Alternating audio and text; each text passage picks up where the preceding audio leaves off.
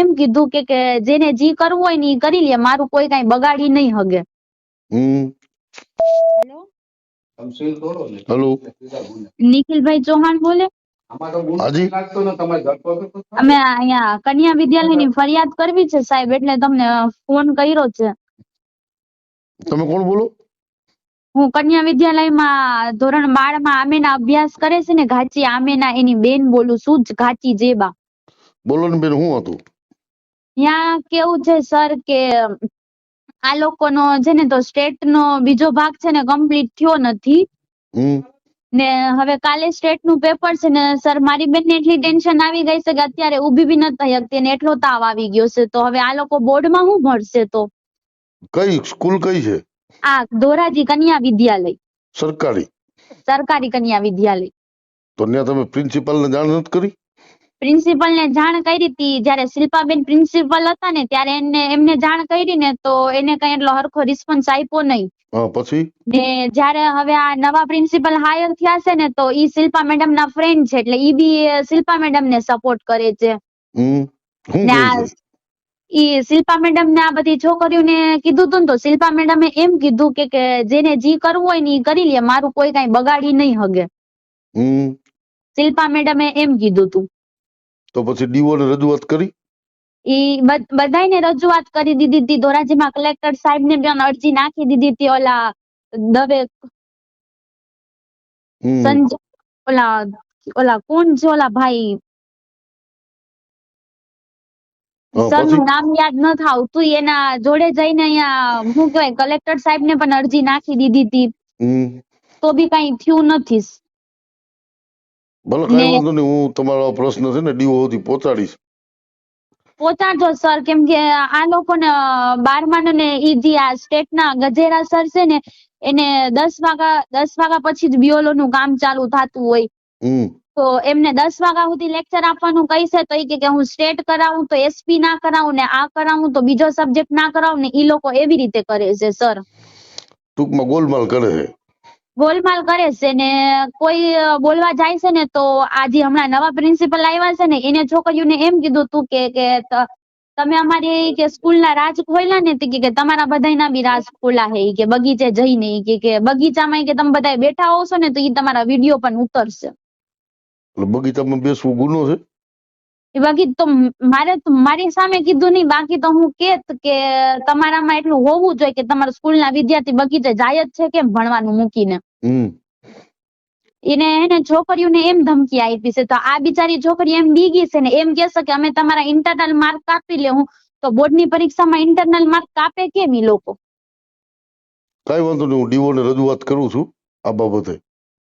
Sir તમે please આ કરો, કેમ કે આ લોકોની બોર્ડ ની પરીક્ષા હાવ નજીક આવી ગઈ છે. ભલે કરું છું, તમે ચિંતા કરો માં. હા, થેન્ક યુ. હેલો, હા સાહેબ, ઓલું વાત કરવી હતી તમને. કન્યા શાળા, કોણ બોલો? ધોરાજી થી બોલું. બોલો ને. ઓલું કન્યા શાળામાં છોકરી ભણે છે ને ઈ સાહેબ કઈ ભણાવતા નથી ને, પરીક્ષા આવી ગઈ, હવે શું થશે? વિગતવાર વાત કરો ને, શું પ્રોબ્લેમ હતો? અરે 4 મહિનાથી એમને હાલે સાહેબ કે હું ના ભણાવું, અમને ચૂંટણીની કામગીરી મેં હવે તો પતી ગયું. છોકરાઓ એમ કે છે કે 4 મહિનાથી અમને ભણાવવામાં જ નથી આવ્યા. હવે કે પરીક્ષામાં કેવી રીતે બેસવું? હવે બધા વાલીની એક જ ફરિયાદ છે, કલેક્ટર ને બી રજૂઆત કરી પણ એનો કોઈ નિવેડો નથી આવ્યો. તમે કોણ બોલો છો? ધોરાજી, આમીના ના પપ્પા. તમારી છોકરી ત્યાં ભણતી? હા ઈ જ ને. ધોરાજી કઈ સ્કૂલ છે? કન્યા શાળા એક જ છે ધોરાજીમાં. એવું છે? હા, તો શું કયો છો તમે? શું કરવાનું શું છે? અને હવે કઈ શીખાડતા નથી ની કે તમારે જ્યાં રજૂઆત કરવી કરો. શિલ્પા મેડમ હતા, પછી સાહેબ હતા, ઈ કોઈ જવાબ નથી આપતા. કે તમારે જ્યાં ફરિયાદ કલેક્ટર ને કીધું, ઉપર સુધી રજૂઆત કરી તો એ કે જે કાંઈ કરવું એ કરી લ્યો કે એમ કે હે. હવે અહીંયા સાહેબજી 2 મહિનાથી તો કઈ ભણાયું જ નથી છોકરાઓને. હવે પરીક્ષા માથે આવી ગઈ, હવે એ કોઈ જવાબ આપતા નથી. હવે પ્રિન્સિપલ ને મળ્યા હતા, કલેક્ટર ને રજૂઆત કરી, યોગેશ ભાષા બધા ભેગા થઈને કલેક્ટર ને રજૂઆત કરી, પછી કઈ નિવેડો નથી આવ્યો ને પરીક્ષા હવે ચાલુ થઈ ગઈ છે. અચ્છા, ના અમે છોકરાઓને એમ ધમકી, છોકરીઓને એમ ધમકી આપે કે તમે બીજા કઈ બોલો તો તમારા ફોટા વાયરલ કરશું. ઈ કે મેં કીધું કેવા ફોટા હે આ? મેં એવી કઈ રીતના ફોટા વાયરલ? ઈ જ મેં ટીચર ને પૂછવા ગયો તો ઈ કઈ જવાબ આપતા નથી. અત્યારે આવ્યા હે તો ઈ કઈ બોલતા નથી હવે એમ ટૂંકમાં. અને આ બાથરૂમ સંડાસ નું કોઈ વ્યવસ્થા છે નહીં એમ ટૂંકમાં. સાફ સફાઈ ની કોઈ અભાવ છે એમ. પાણી બાણી કાંઈ અહીંથી ઘરેથી પોટલું ભરી જાય તો માઈ ગયું. મેં કીધું હાલો. બાથરૂમ ના બી કાચ બાચ બધા તૂટેલા છે. એવી રીતે હતું. હવે ઘણા બધા ઓછામાં ઓછા 11-12 ના ધોરણ છોકરીઓની બધી આજ રાડ છે. કોઈ રૂબરૂ કોઈ સાહેબ આવે ને જો અમને બધા વાલીને બોલાવે તો અમે નોખા બધે રજૂઆત કરી છે. મેં લલિતભાઈ વસોયાને કીધું, પછી કલેક્ટર સાહેબ ને રજૂઆત કરી. આગળ ડીઓમો સાહેબ ને બી ફોન કરેલો તો કે તપાસ ચાલુ છે. મેં તપાસ ચાલુ બરાબર, હવે આ પરીક્ષા માથે આવી ગઈ, હવે શું કરશે? કે અમે પાસ કરી દઈએ. મેં કીધું એવું કેવું? મેં કીધું જો તમે કઈ આવો ને રજૂઆત કરી અમે, જો એમ આવો તો કઈક થાય એમ. કઈ વાંધો નહીં, હું તમારી વાત છે ને આ ડીઓ સાહેબ સુધી પહોંચાડું છું.